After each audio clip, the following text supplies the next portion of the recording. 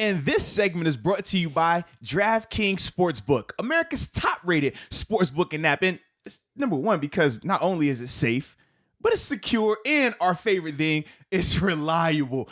And for all the first-time users out there, we got a nice little gift for them, right? I mean, because who doesn't like free stuff, right? You like free, right? It's nice, yes. It's like a little icing on top of your cake. So with that being said, all the first-time users out there, if you download the app and use the promo code MOATS, that's MOATS, you will receive up to $1,000 in deposit bonus money. I mean, $1,000 in deposit bonus money. That sounds like a good thing, right? That's a decent chunk of change right there. I would assume that people would like that, right? I mean, it's the holiday season. We're giving back. So, download the app, use the promo code, use that gift that we're giving you, and let's get an opportunity to get some money because that's all we want is opportunity, right? Mm-hmm. Mm-hmm.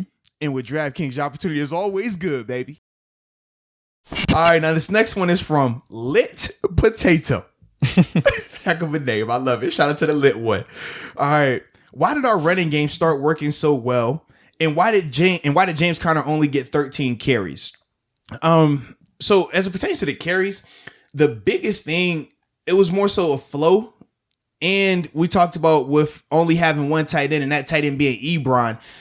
That's not the best scenario from a personnel standpoint to block out of.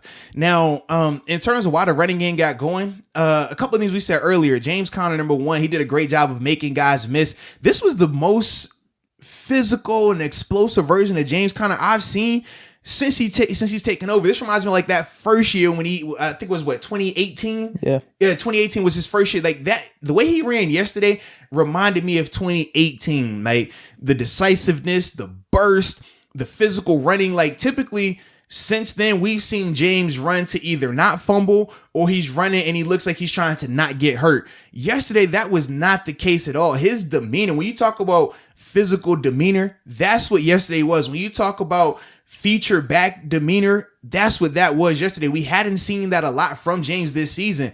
But to me, that was a big reason why the running game was so successful, because anytime he was one-on-one with the safety, and this is another thing that Randy Fichtner did a great job of when we talk about scheme. He did a good job of scheming up runs where you're going to get James one-on-one with the safety or a corner, and it's on James to make the guy miss.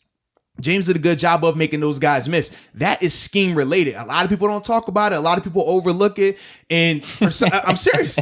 And that's the thing that always gets me like, man, the OC is terrible. I'm like, yeah, everybody can get, nobody's perfect without a doubt. We can go down any coach and we got flaws with all of them. But one thing that Randy Fichtner has been doing well, or at least did well in this Jaguars game, was get the one-on-one matchups for James Conner. And then from there, James did a good job of making those guys miss the majority of the time. Now, it was still, like I said, from a blocking standpoint, they still had some issues. But as a whole, I thought that some of these plays were designed really well.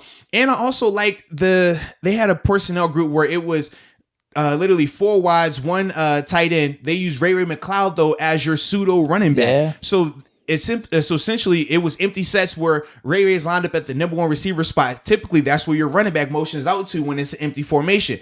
And they were using Ray. He caught, I think, one or two just quick passes out there. They weren't even screens. It was just stand up, throw the ball out there and let him make a guy miss. They also had him motion into the backfield and take a couple of handoffs from the backfield as well. So they showed some creativity with that. And those are the things you have to do. We said that this offensive line right now at this stage, they aren't going to be able to just blow a D-line off the ball for 4 quarters at this stage. So what you have to do is some of those funky formations, some of those funky personnel groups, and get creative. And that's ultimately what they did. And I do think that was why you saw the spark. But it's a couple of things that still go into that. Number one, we said James Conner. Number two, we said the scheme.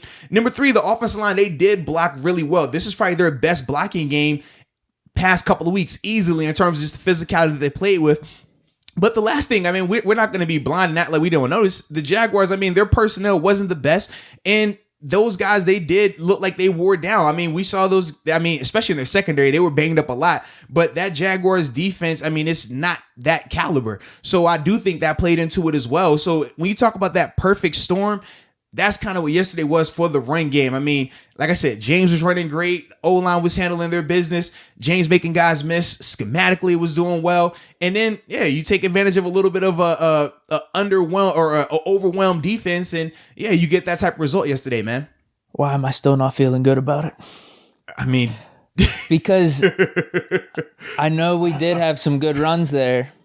And yeah, you're right, 100%. And I felt like James Conner did run his best. There was the one screen pass he caught. Yeah, Dude, it absolutely. felt like he flew off that. Got the first down. It was when the D lineman missed his legs and then he just had a burst. I mean, we haven't seen a burst like that from James, like I said, since 2018. I was shocked. Like I sat up in my seat whenever I saw it. You know that meme whenever you're sitting back and then all of a sudden you lean up a little bit. You're like, whoa, what did I see there? I didn't think you could sit up, man. Everybody thought you just, I did for that play. Oh, you went from here to here? I did for that play. Obviously, the Reggie Bush play you talked about, there was like 2 or 3 others where he got, I think it was like at least 10 or 15 yards. Yeah, absolutely. So and he also had a 30-yard. He had I think it was a 25-yard run, a 17-yard run, a 13 or 10. Like he had multiple we call X factor runs or explosive runs, man. And I will say this, even some of his short runs where he only got 2 or 3 yards, like those were earned runs. Like I feel like there was a guy in the backfield. Forward. Yeah. So here's my problem though. It still felt like painful watching the run game a little bit. I know those plays were nice. I really liked that, but there was nothing that made me feel good about the running game going forward still. Yeah. Well, everything I just told you right there. Like you said, perfect storm. And it was a perfect storm. Yeah. You face a D line that is going to get off the ball, excuse me, and have personnel. Obviously, we're going to see that this week with the Ravens. It's different. I mean, not only, like I said, from a physicality standpoint across the O-line, that's different. But the edge guys going up against Ebron are going to be different as well in terms of McPhee, Judon. Those guys, they are physical players when it comes to the run game. For Jacksonville, Josh Allen is their best D lineman right now, but he got hurt. He got hurt, but he's still an edge rusher. He's not he's going to dominate the C gap. You can't run towards him like a Myles Garrett. That's not his game.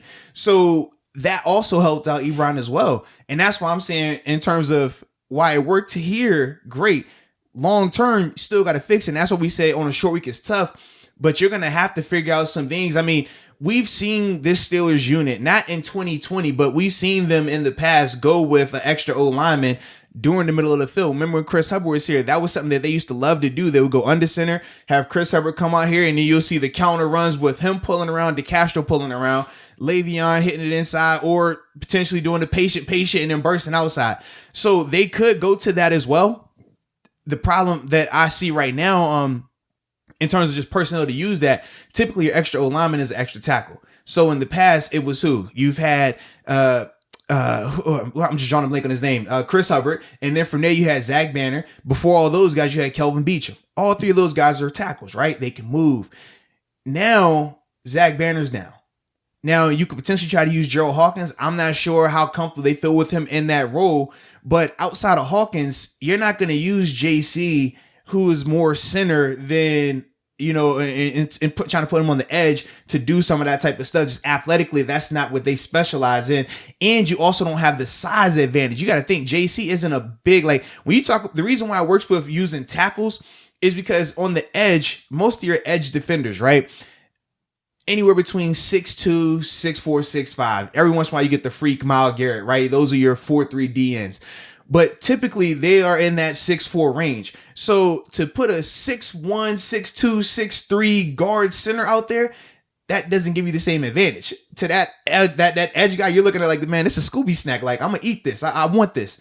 Now, when you put a tackle out there who's 6'7", 6'8", 300, 320, now you have that advantage. That's what you're always hunting. And that's what we do as a defense to combat that. We do what? We'll put Cam Hayward as an edge guy to play in that 7 technique when they do that as well. So that's kind of the gift and curse of that. But right now, from a personnel standpoint, outside of Gerald Hawkins, we don't have another bigger body guy to just put out there on the edge that you know is going to consistently get a helmet also. So you're handicapped. And that's why for me, in terms of being excited about the running game going forward, I'm really not. Because if James would have been running like this all year and it's just, man, all right, he's getting hit in the backfield, that's one thing.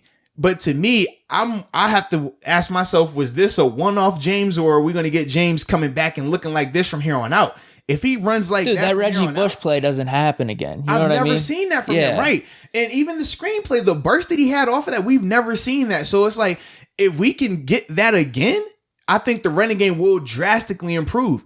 But if we're not going to get that and we still have these other issues, then it's going to continue to be an issue going forward. Yeah, and I guess maybe part of it's a knock on James Carter. Part of it's just a knock on the line and personnel we're talking about too. So absolutely, man. Like, because if Connor keeps playing like this, that's great for him and that's great for our team. Like, it might improve us by 10 or 20% on the running game, but if the personnel's still not there, it's not going to matter. No I don't question, think. man. Like, he could be running like this, but if he's getting stopped in the backfield and stuff against good defense, against good rush defenses, it's going to be like, I mean, I don't care who you have back there. Right, you know? no question, man. Like, even if we did bring in Le'Veon Bell, I just don't know how much of a difference it would make if our personnel and our line keeps playing how it's been. And I think the reason why with James yesterday, he was like that perfect combination of the power that he plays with, but the speed of McFarland, right?